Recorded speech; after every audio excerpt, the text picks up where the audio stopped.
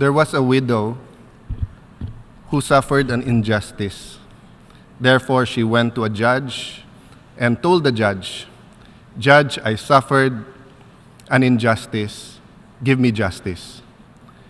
The judge did nothing, so the next day she went to his office. Still, he did nothing. So he went to his house during a breakfast time and was knocking on the door and saying, "Judge, give me justice." Still nothing happened. Finally, she waited for him at night before dinner time, and still he would not see her. So she went at midnight and knocked on his door and woke him up, until finally the judge went out and told her, "You know, ma'am, I do not fear God, nor do I fear man. But because of your persistence, I will give you justice." To the Honorable President of the General Assembly, Your Excellencies, Secretary General, we all grew up with stories, anecdotes, and parables, stories that give us hope, build our character, and spark our determination to change the world. We are told these stories at home, in schools, in places of worship.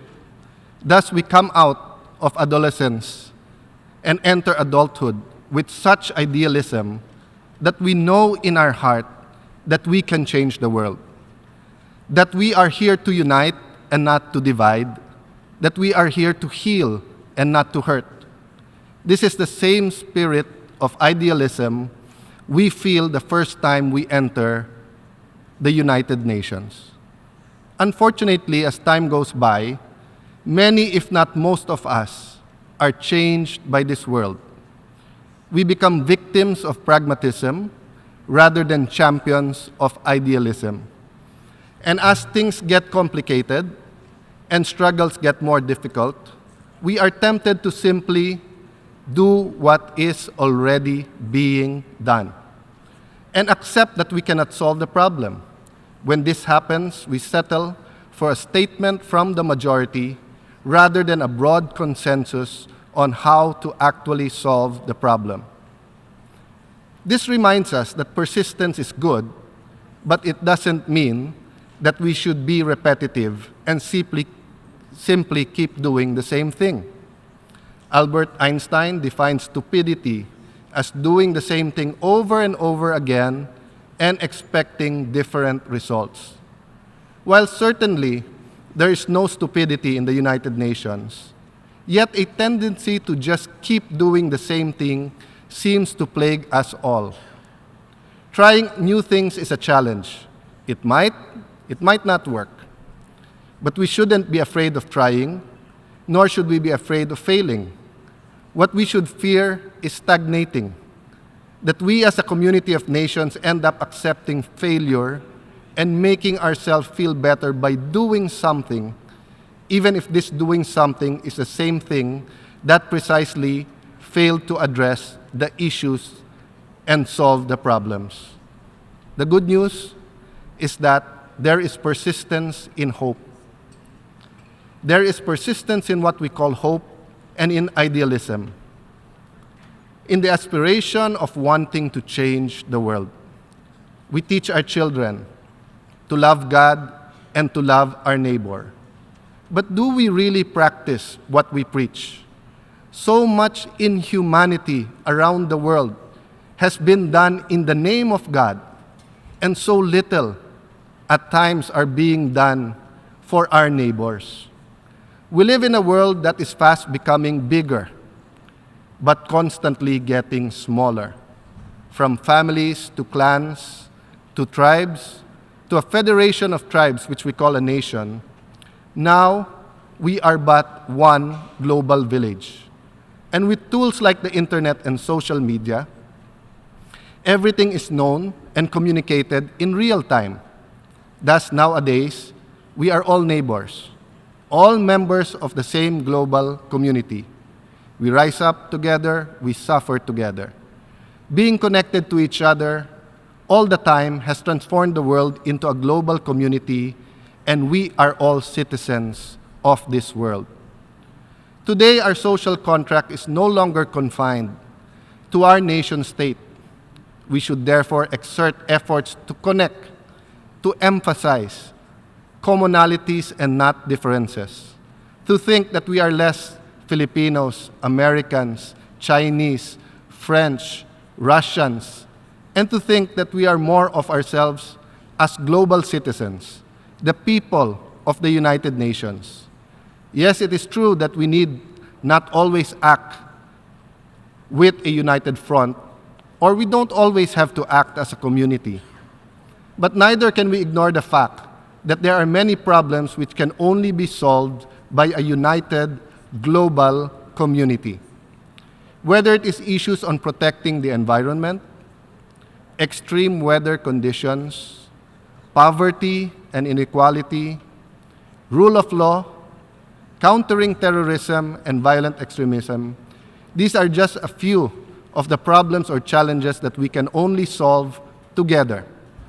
Together, we can find pragmatic idealism that will give us hope and momentum to do more. Love thy neighbor. Migration is a reality. It is a fact. It is something that will continue to exist and even to grow. Issues on migration cannot be swept under the rug, but should be discussed openly, frankly, and thoroughly. The Global Compact on Migration is a huge step in the right direction, and this huge step will be even a bigger one if we can get everyone on board. Again, love thy neighbor seems like a simple command, but yet, in a complex world, sometimes hard to do or implement. That is why the Filipinos thank Pope Francis, we thank the UN Secretary General Guterres, and all the countries who led and stood by the GCM. Thank you, migrants around the world, for inspiring us to have the first intergovernmentally negotiated compact to cover holistically and comprehensively all dimensions of international migration. The Philippines, under the leadership of President Rodrigo Roa Duterte, is one with the United Nations in being uncompromising on the issues of rule of law, just and equitable peace that leads to order, development, and prosperity, and the protection of each and every human being's rights. As a sovereign and democratic country led by a duly elected president, we are on track in salvaging our deteriorating country from becoming a narco state, or a state held hostage by the rich and powerful who ignore the plight of the poor, powerless, and marginalized, or worse, both. The hunger for change, for peace, for law, and order is genuine. There is passion to improve our economy so that the more than 100 million Filipinos abroad may choose to work at home or abroad and not be forced by poverty or lack of quality jobs to go abroad to find high-paying jobs at the expense of leaving the country and separating families. And those at home may at the very least live a safe and comfortable life. We may somehow and sometimes differ in how we express ourselves, yet this should not be interpreted as turning our backs on the Universal Declaration on Human Rights. On the contrary, the Philippines and President Duterte are instituting all these reforms to be able to protect the rights of every single Filipino and every single human being living in the Philippines. Yes, the rights of all Filipinos and all human beings, if that is at all possible. But in case where we have to choose between protecting the rights of a law-abiding citizen and the law enforcer versus the drug lord or criminal who seeks to kill and destroy, it is clear that we will protect the former, the law enforcer and the law-abiding citizen. Wouldn't you do the same? Which country, which leader wouldn't do the same and protect your citizens and protect your law enforcement? Challenges will always be there, but so will hope. Hope leads to faith, and faith with action produces miracles. The United Nations is the place, the venue of great opportunity, of putting action to our faith, of changing the world for the better. This is, of course, if we can transcend our personal and sometimes national interest for the interest of the global community, or simply put, for the greater good. Faith without action is dead. Again, I'll repeat, faith without action is dead. And the United Nations is not a place to bury our dead. It is a place to rise up, to resurrect our hopes, and to dream of a better world.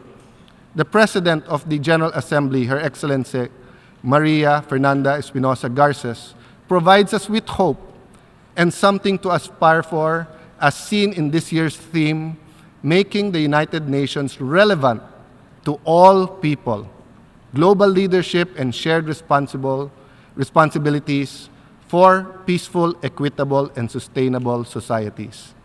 Making the United Nations relevant to all is difficult. It is a dream, yet it is a dream worth fighting for. The Filipino people will remain to be persistent in our quest for peace, order, development, and prosperity, and the quest for a safe and comfortable life for all those living in the Philippines. We will continue to have faith, but put actions to our faith, and we will continue to love our nation and not only preach, but actually do what we preach. And finally, we would like to close our statement by expressing our sincere and profound gratitude to all the countries and peoples who have assisted us, stood with us, and lifted us up when we needed it most. God bless you. God bless all the peoples of the United Nations. Je remercie le ministre des Affaires étrangères des Philippines de sa déclaration.